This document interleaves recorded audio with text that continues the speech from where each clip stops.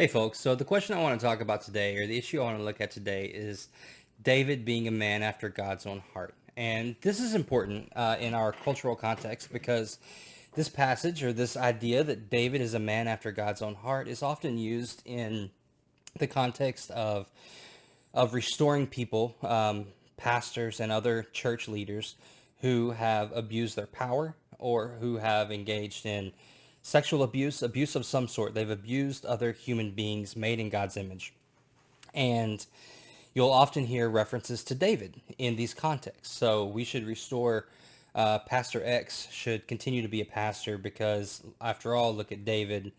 David was a man after God's own heart, even though he sinned. Now, there's some problems with this interpretation. The verse that we're talking about, it's quoted in Acts 13:22, and in that passage it says, "After removing Saul, he made David their king, and God testified concerning him, I have found David, son of Jesse, a man after my own heart. He will do everything I want him to do."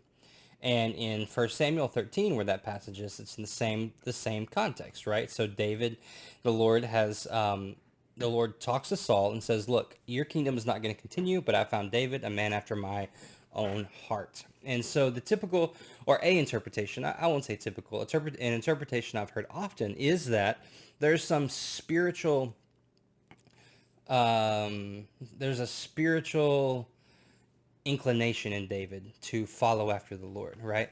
And that because of that, his past sins, even though he raped Bathsheba, and even though he murdered her husband, he was still a man after God's own heart. And because of that, please excuse my dogs barking.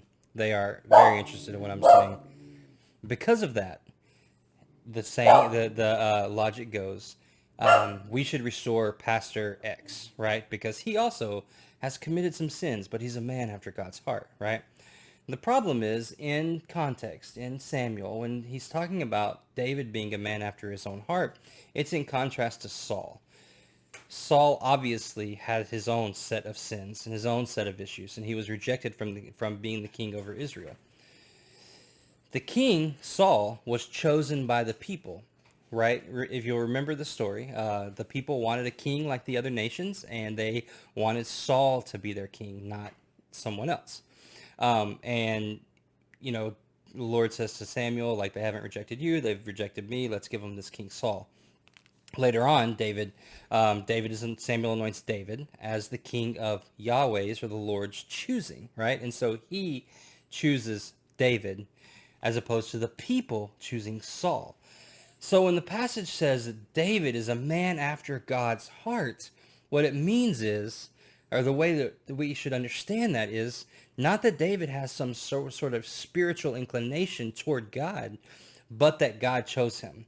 The people chose Saul. Saul was a man after the people's heart. That is their desire, their will, their choosing. Whereas David was a man after God's heart. That is his desire, his will, his choosing.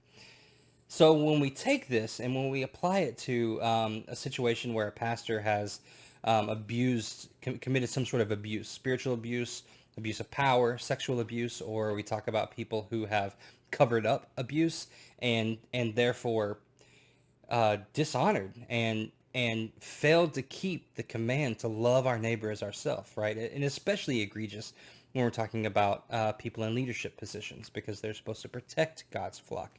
And so when we're talking about a person like that in that situation, and we say, well, they should be restored because, after all, David was a man after God's heart and he committed sins. It's a total misunderstanding of that passage, right?